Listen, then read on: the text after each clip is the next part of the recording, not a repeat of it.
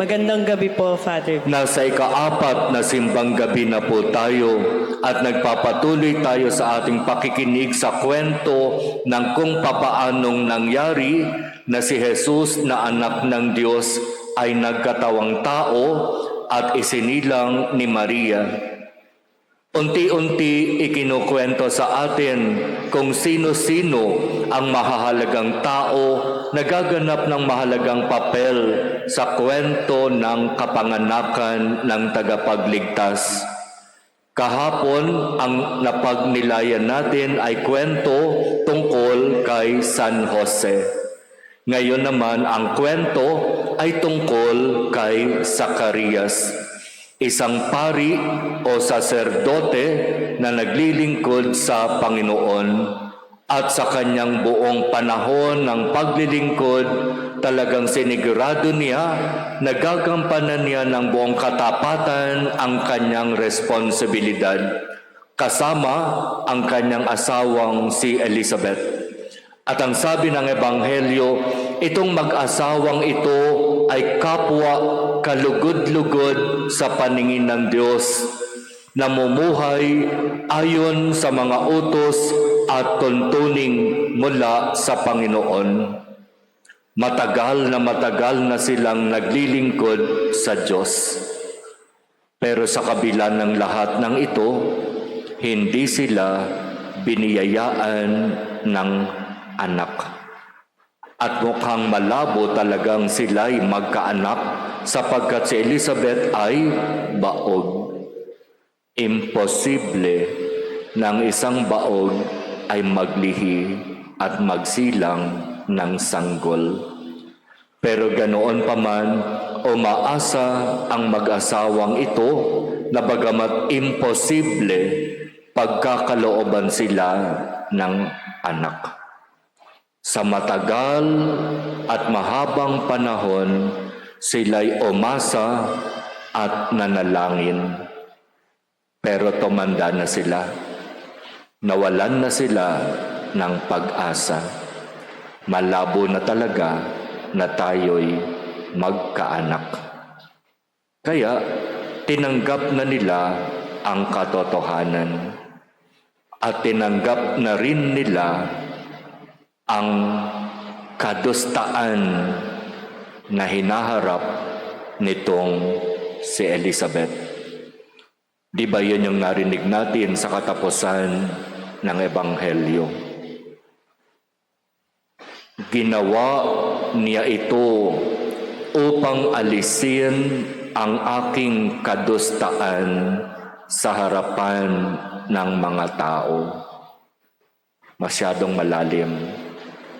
Ibig sabihin, ang paglilihi ni Elizabeth ay isang malinaw na pagpapatunay na kahit na imposible na ang baog ay maglihi, si Elizabeth ay naglihi.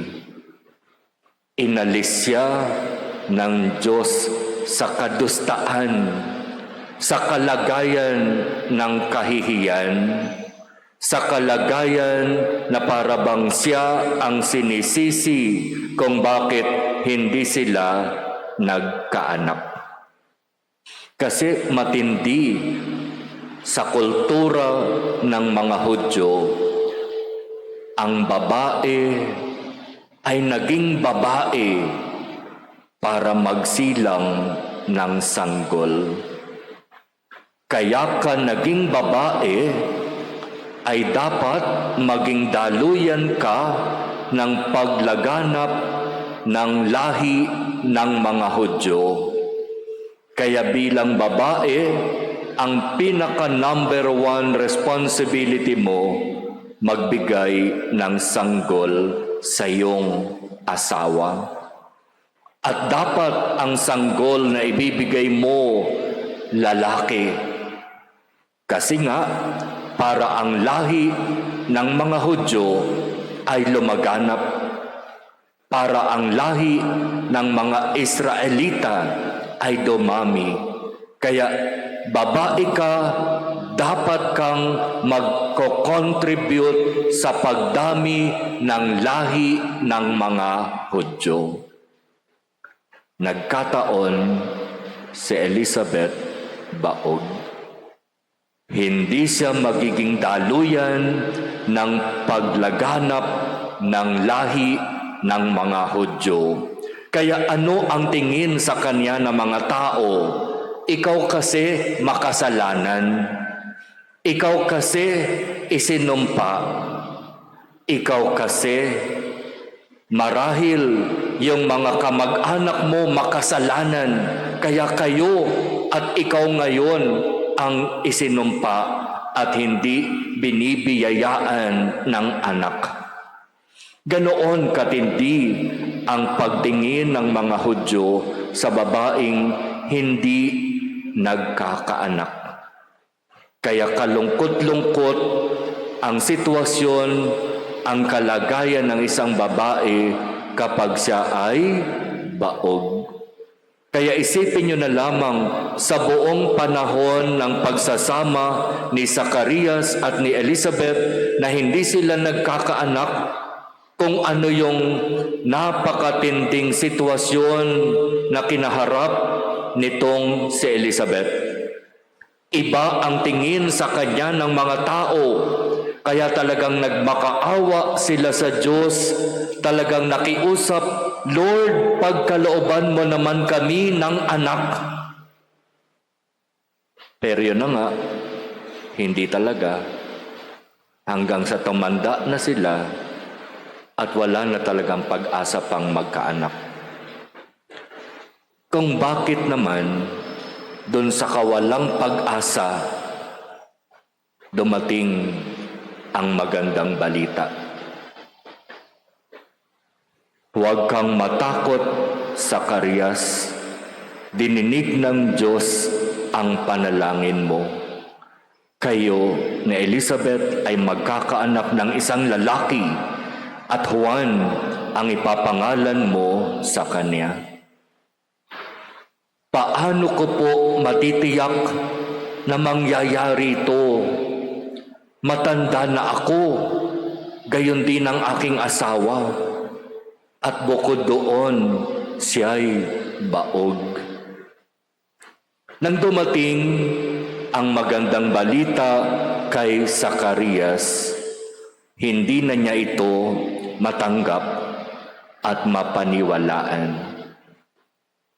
Kung sa buong panahon na sila ay magkasama ni Elizabeth at nagmamakaawa, umaasa sila sa biyaya na sila'y mapagkakalooban ng anak, ngayon hindi na sila umaasa pa. Pero ibinigay ang matagal na nilang hinihiling. Pero hindi sila handa. Ako, si Gabriel, sabi ng anghel na tagapagbalita, sinugo ako upang ihatid sa iyo ang mabuting balita. Pero dahil hindi ka naniwala, mabibingi ka at hindi makapagsasalita hanggang sa araw na maganap ang mga bagay na ito. Nakakalungkot naman, ang tagal nagdasal, umasa na magkakaanak. Nang dumating ang oras na ibibigay na yung kanilang hinihiling, hindi naman handa si Zacarias. At binigyan pa ng parabang parusa. Bagamat alam nating lahat, hindi ito tunay na parusa sapagkat ang Diyos hindi kailanman nagpaparusa. Ang kalagayan ng pagkabingi at pagkapipi para kay Zacarias ay napakagandang pagkakataon para sa kanya para magnilay, manahimik, magdasal. hindi mo matanggap at maintindihan ngayon, manahimik ka muna. Huwag kang maraming salita. Huwag kang maraming sinasabi. Huwag ka munang magkwento kung kani-kanino. Dahil hindi mo naiintindihan, dahil hindi mo matanggap, tumahimik ka muna at magnilay. At alamin mo mula sa Diyos, ano ba itong nangyayari na ito? Bakit ba ganito ang nangyayari sa buhay ko? Sa katahimikan, pakinggan mo muna ang Diyos. At mahalaga ito, mga kapatid. Ang sitwasyon na ibinigay ng anghel kay Zacarias ay sitwasyon na kailangan niyang tanggapin sapagkat malinaw ibinibigay ang kanilang matagal nang hinihingi pero sa oras na ginusto ng Diyos. Nagkataon lang sa oras na ginusto ng Diyos, hindi nahanda si Zacarias. Kaya mahalaga yung pananahimik, mahalaga yung pagninilay. Mga kapatid, sa panahong ito na tayo ay naghahanda para sa paggunita sa Pasko ng pagsilang, kinakailangan din natin ang manahimik, magnilay, magdasal. Kung minsan hindi natin naririnig o nararamdaman ang presensya ng Diyos sapagkat masyado tayong busy, masyado tayong maingay, masyado tayong maraming sinasabi. May pagkakataon na ang paanyaya, manahimik, magnilay, magdasal. At ito ang ibinigay ng Diyos kay Zacarias. At kung susundan natin ang kwento, 9 months after isisilang si Juan Bautista. At sa pagbibigay ng pangalan sa sanggol, tatanungin yung tatay na Pipi, ano ang gusto mong ipangalan sa sanggol? Pipi, paano makapagsasalita? Naalala niyo yung kwento? Di ba hihingi siya ng papel at pangsulat sa pamamagitan ng senyas? At mula doon isusulat ni Zacarias, Juan ang kanyang pangalan. At matapos niyang mabigyan ng pangalan ang sanggol, ayon sa sinabi ng anghel, makakalag ang tali ng kanyang dila at siya'y makapagsasalita. At ang mga salita na lalabas sa kanyang bibig ay salita ng papuri, pasasalamat, pagpaparangal sa Diyos. Napakaganda ng biyaya na ipagkakaloob ng Diyos sa atin. Pero kailangan nating manahimik at magnilay para lubos nating maunawaan ang lahat. Salamat sa halimbawa ni Zacarias. Ipinapaalaala niya sa atin ang kahalagahan ng pananahimik. Hindi kailangan palaging maingay, hindi kailangan palaging nagsasalita. May mga pagkakataon kailangan ding tumigil, manahimik, magnilay, magdasal. At yan ang kulang sa atin ngayon.